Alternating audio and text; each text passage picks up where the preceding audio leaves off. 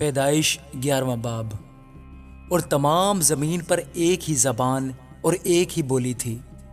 اور ایسا ہوا کہ مشرق کی طرف سفر کرتے کرتے ان کو ملک سنعار میں ایک میدان ملا اور وہ وہاں بس گئے، اور انہوں نے آپس میں کہا، آؤ ہم اینٹیں بنائیں اور ان کو آگ میں خوب پکائیں۔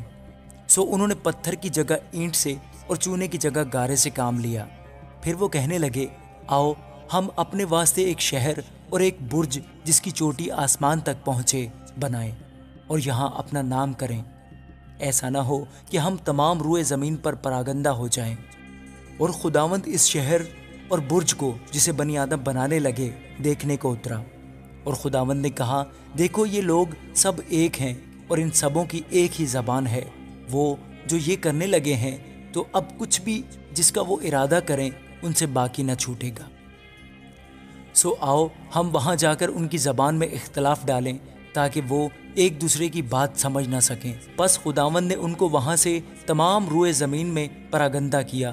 سو وہ اس شہر کے بنانے سے باز آئے، اس لیے اس کا نام بابل ہوا، کیونکہ خداوند نے وہاں ساری زمین کی زبان میں اختلاف ڈالا، اور وہاں سے خداوند نے ان کو تمام روئے زمین پر پراگندہ کیا۔ یہ سم کا نسب نامہ ہے۔ سم 100 برس کا تھا جب اس سے طوفان کے 2 برس بعد ارفکسد پیدا ہوا، اور ارفکسد کی پیدائش کے بعد سم 500 برس جیتا رہا، اور اس سے بیٹے اور بیٹیاں پیدا ہوئیں۔ جب ارفکسد 35 برس کا ہوا تو اس سے سلح پیدا ہوا، اور سلح کی پیدائش کے بعد ارفکسد 403 برس اور جیتا رہا، اور اس سے بیٹے اور بیٹیاں پیدا ہوئیں۔ سلح جب 30 برس کا ہوا تو اس سے ابر پیدا ہوا، اور ابر کی پیدائش کے بعد سلح 403 برس اور جیتا رہا، اور اس سے بیٹے اور بیٹیاں پیدا ہوئیں۔ جب ابر 34 برس کا تھا تو اس سے فلج پیدا ہوا، اور فلج کی پیدائش کے بعد ابر 430 برس اور جیتا رہا، اور اس سے بیٹے اور بیٹیاں پیدا ہوئیں۔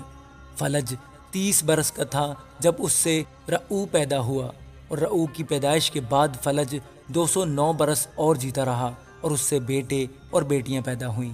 اور رعو 32 برس کا تھا جب اس سے سروج پیدا ہوا، اور سروج کی پیدائش کے بعد رعو 207 برس اور جیتا رہا، اور اس سے بیٹے اور بیٹیاں پیدا ہوئیں۔ اور سروج 30 برس کا تھا جب اس سے نحور پیدا ہوا، اور نحور کی پیدائش کے بعد سروج 200 برس اور جیتا رہا، اور اس سے بیٹے اور بیٹیاں پیدا ہوئیں۔ نحور 29 برس کا تھا جب اس سے تارح پیدا ہوا، اور تارح کی پیدائش کے بعد نحور 129 برس اور جیتا رہا، اور اس سے بیٹے اور بیٹیاں پیدا ہوئیں۔ اور تارح 70 برس کا تھا جب اس سے ابرام اور نحور اور حران پیدا ہوئے۔ اور یہ تارح کا نسب نامہ ہے۔ تارح سے ابرام اور نحور اور حران پیدا ہوئے۔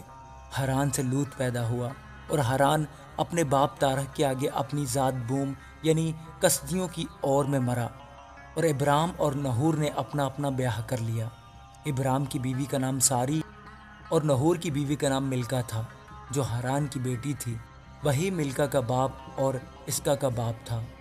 اور ساری بانجھ تھی، اس کے کوئی بال بچہ نہ تھا۔